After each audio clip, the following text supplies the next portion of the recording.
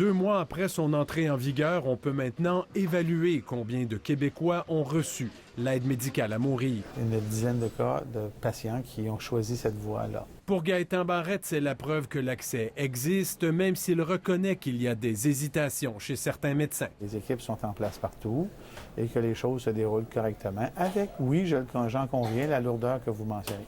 Puis les professionnels nous rapportent qu'effectivement, il y a des difficultés par rapport à l'accès à l'aide médicale à mourir. Un problème reconnu par plusieurs médecins. Actuellement, il semble y avoir peu de médecins qui sont ouverts à accepter une demande et d'accompagner la personne. Ça peut être assez long en termes de jours, pour trouver un médecin qui accepte de prendre la demande.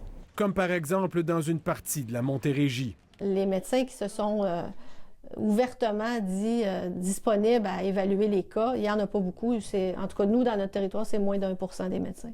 La réticence est peut-être plus forte que prévu. Il y a une énorme distance entre discuter de ce sujet-là, de penser que ça a bien du bon sens, et de tenir la seringue soi-même dans les mains et de poser le geste pour un patient. La bataille juridique entre un groupe de médecins et le gouvernement du Québec avant Noël a aussi contribué à semer un doute. Et plein de collègues disent, moi, je veux bien le faire, mais j'ai pas l'âme d'un Morgan Thaler, j'ai pas envie de me taper une saga judiciaire. Et certains hésitent à appliquer l'aide médicale à mourir de peur de se faire référer les cas de leurs collègues moins enclins à poser le geste. Les gens veulent pas être identifiés comme étant le médecin qui fait de l'aide médicale à mourir dans son milieu, être clairement pointé du doigt. Seule une partie des médecins ont été formés pour l'aide médicale à mourir. Certains pensent qu'il faut leur donner le temps de s'adapter.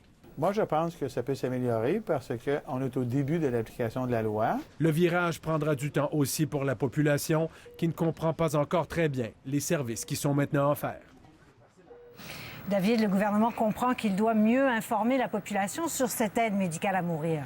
Et selon nos informations, le gouvernement va lancer une campagne d'information à la fin février sur l'aide médicale à mourir, mais aussi quant à d'autres éléments de cette loi sur les soins de fin de vie, comme par exemple les directives médicales anticipées qui permettent dès maintenant à des Québécois de refuser par écrit toute forme d'acharnement thérapeutique. Sauf qu'il faudra sans doute du temps avant que les médecins, eux, se sentent plus à l'aise avec cette pratique-là.